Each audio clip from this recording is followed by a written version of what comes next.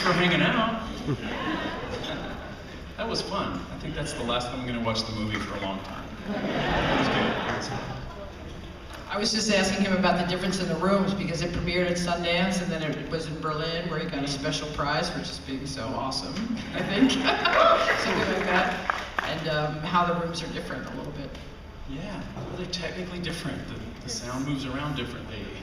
So it's always a neat experience, but I think this is my 17th film to play at the Paramount, so I was just really didn't want to miss that. And Julie and Ethan aren't here tonight. Ethan's finishing a play in New York. Julie's busy, but I really think the film comes out Memorial Day weekend around there, and hopefully they'll be back in town. So if any of you want to come, see us three talk about it, it'll be more interesting than just me talking about it. But hopefully we'll do an event then. So. Well, they're not here, so you can actually talk about them. I can talk all kinds of shit about them now. I love them. They're such close collaborators at this point. You know, it was such a special experience. Questions from the audience? Yes?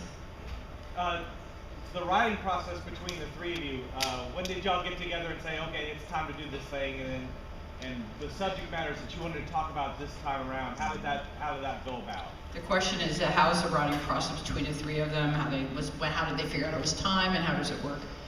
You know, it was really similar to how it was 9 years ago with Before Sunset. We followed the same kind of trajectory, like 5 years of zero ideas, or maybe a joke about it, but not serious.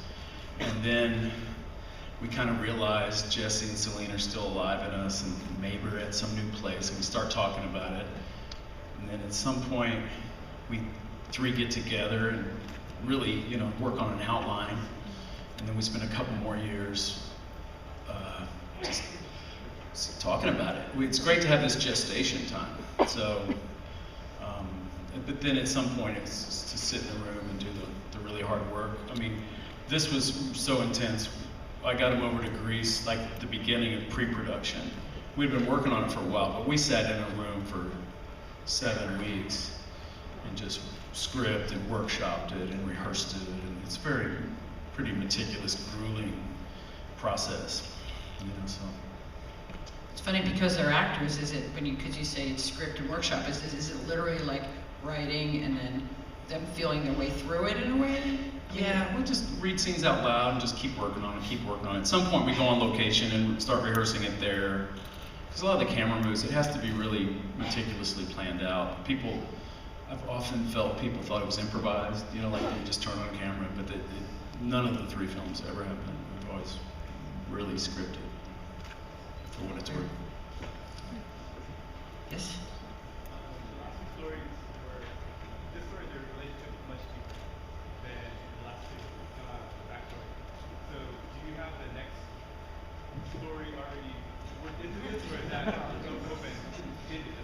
The question was if the relationship was much deeper this time around, so he's already worked out the next one. No, I mean the first part, yeah, I hope it's much deeper. I mean, they're older, they're in a full-blown, the other two, they were just sort of, there were these kind of fleeting connections there, but yeah, and no, hell no, we don't have any ideas for what. And we all three looked at each other and just said, okay, we're not even gonna think about this for 5 years. And I don't really want to. As we found out, I mean, if you do the math, there were 23, 32, 41, so it'll be like, if we, for whatever reason, did this 9-year thing again, they'd be right at 50. So who knows what's going on at that point in their life. It's too early to tell. I mean, I'm happy. If this was the last one, I think we all were like, it's an okay trilogy, but who knows the future. I made a joke at Sundance with, they said, oh, are you gonna do another? I said, we're gonna skip the next 4 and just do a remake of Amore.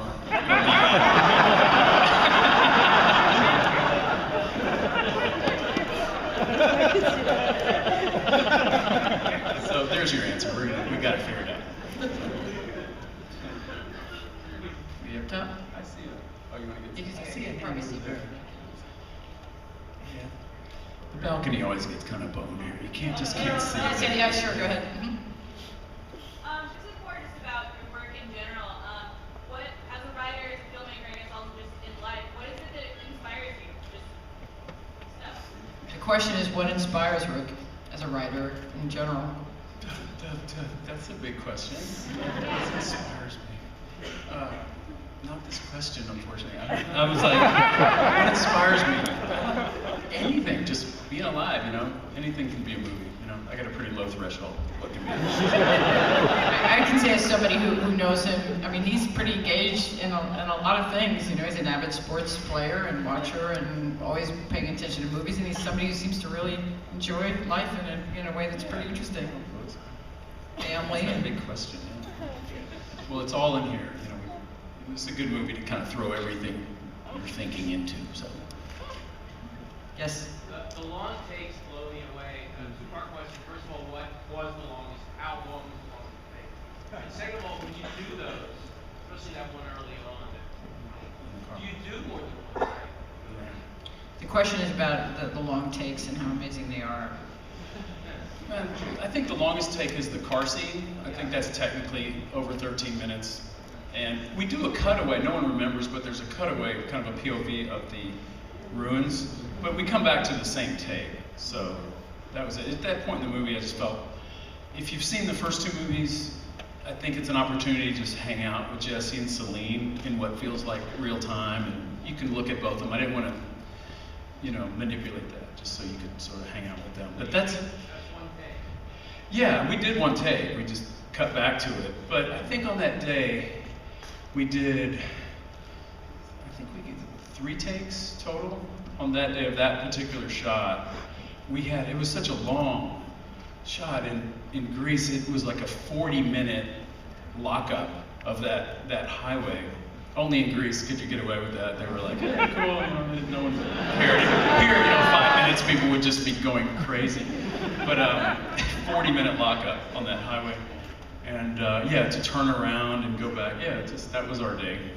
We did 2 days in the car. I shot some conventional coverage. The first day, it sort of warmed up the actors. We were building up to being able to do it.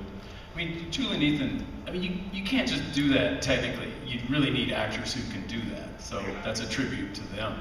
You wouldn't try that with just anyone. But, you know, they're able to do that. And that's, you know, there's this kind of wonderful point we hit in all the movies where we've been working on the script really intensely, and then I have a movie to make, and they have so many lines to memorize and and I tell them, oh yeah, in that scene I want to be able to do it in one take. So they're like, oh. So the bar is pretty high, technically, what they have to do. But it's fun to see them that challenged. There are other long takes in the movie, but I think that's the longest. Was there a reason why Greece? Is there a reason? Yeah, great reason. Went over there, visited, and just had a great feeling about it. Looking for some key locations. That house, the writer's house, I didn't know what we would find. And I just ended up in that region met my, well, a good friend from Austin who's in the movie that all Austinites know, Raheel. Raheel Sangari. She was here in Attenborough a couple of years ago. Yeah, she's fantastic. And she was helping me. She was sort of my conduit in Greece. And went over there, met my producer, Christos. He's here. Konstantakopoulos is here. Wave for him. And my other producers, Sarah Woodhatch is here. Jacob Pachunik, John Sloss, and let me give a shout out to a few of my other key collaborators on this. My editors here, Sandra Adair, co-producer and AD Vince Palma is here, and composer Graham Reynolds is here. So I think but back to the question of Greece, I just fell in love with the place. It was just fantastic. That house, Christos just showed me around, and I just had a great feeling. I was going to go to a few other countries, but in 2 days I found almost every location in the movie I visited. The town they walked through, that little chapel, the hotel at the end, the walkway by those. I had seen all those, I think, on my trip, almost every location in the movie. And just said, oh, this is great. I emailed Julie and Ethan, and Ethan's like, great, you found it. And Julie's like, I can't go there. There's riots, and it's gonna be horrible. We will die. So that's our relationship. We worked that into the project. At the end, she didn't want to leave, just like the rest of us. And the aisle, blonde, yeah. Celine's character was one of the strongest female characters I have seen in a long time. Woo! How did you guys come up with that? Like, that was just incredible. The question is, Celine's one of the strongest female characters she's seen in a long time. How did they come up with that? Yeah, well, I'm glad you think that. That's, I don't know. I mean, I think that's just the process. That's important. I think it was important for the film to have that balance. I think a lot of films are, I mean, that's always been the goal in all three films, is to hit this kind of masculine, feminine balance. It's not, most films are kind of seen from someone's point of view, you know, usually one or the other. And I kind of wanted that to be right in the middle. And I've always felt myself in both characters, believe it or not, equally. So it's just sort of the way we see it. You know, Ethan is a huge impact on this. He and I kind of see Celine in a certain way, and Julie into that. And we've kind of created this character. We've created his character too, but her in particular. Julie will quickly say she's not Celine, really. If you want to see closer to Julie Delpy's humor, character, her quirkiness, is probably her movies, 2 Days in Paris, 2 Days in New York, which are wonderful. But you know, this is a little different. And Ethan's not this guy either, but the three of us kind of have run with these characters. So it's a fun place to put a lot of thought and energy into. But you know, Julie's just strong. She's just a good actress. And has a lot of strong feelings about the world and everything. So it helps. Yes, you, yeah.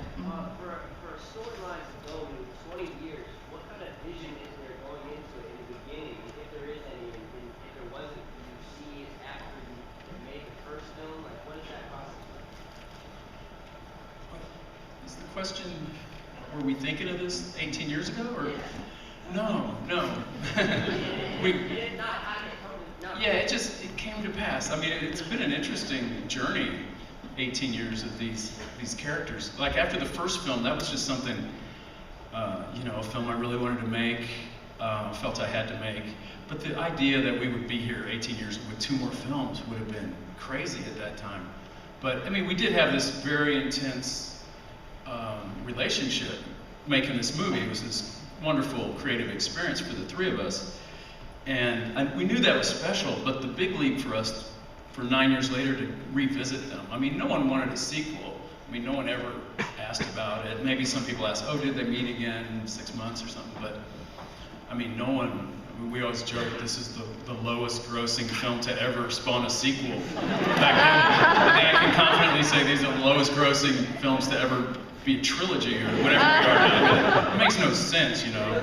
But, you know, 3 people wanted a sequel, you know, and we did it. And every day in Paris, we were like, I can't believe they're letting us, how are we getting this made, you know? But then the fact that we did that has, the last 9 years has begged the question. Once you do 2, it's like, oh, where's the 3rd? What happens? Especially the way that one ended. It's kind of like, oh, what's up with that?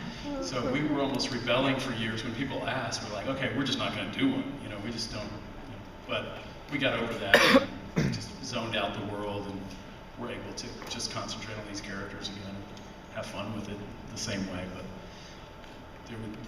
we were aware there were a little more expectations, just because more people seemed to, you know, we'd had questions about it. Some people cared. Ken, we're going to go with one more. And before we finish, because I know people get excited, one piece of different businesses. We had a technical problem earlier today. Unfortunately, it's very rare, but we were not able to show the crash reel, which is an amazing documentary that was supposed to show at 11 o'clock this morning. We're showing it at 9:30 tomorrow morning here, and actually it's free. We're letting everybody come in who'd like to see it. So please tell people about it, and please come yourself. It's a pretty extraordinary film about extreme snowboarding, brain injury, family healing. It's kind of amazing. But we'll go out with one more really good question for Rick. Do we have No pressure. Go ahead, sure. There's the allusion to Voyage to Italy, and good one. The narrative similarity of that film, it can be a coincidence. So I wonder if you could talk about the way you think about the relationship between those two films. He's asking about when they're walking and Julie mentions the film about Pompeii and all that. That's Rossellini's Voyage to Italy. And I hope it's not too close to that. I mean, that's one of the more decimating relationship movies ever. I think our guys are doing a little better. But it was just a reference. But yeah, that's a devastating movie. I mean, Rossellini and Ingrid Bergman were breaking up at that time. You can just feel his alienation, and I love that movie. But I mean, I think that's as far as that relationship goes. I mean, I don't know. But it's all in there somewhere, I'm sure. But I don't know. It's hard to say exactly where their relationship is now. I think it's a little ambiguous. You know? Just the fact that they both are films dealing with struggling marriages that both end with a sort of here's the future. Well, I hope Ethan has a better fate than Saunders. Once again, I want to thank everybody, our good friend Michael Barker. Thank you. Classics. Thank you. Thank you, Janet. Go see a lot of our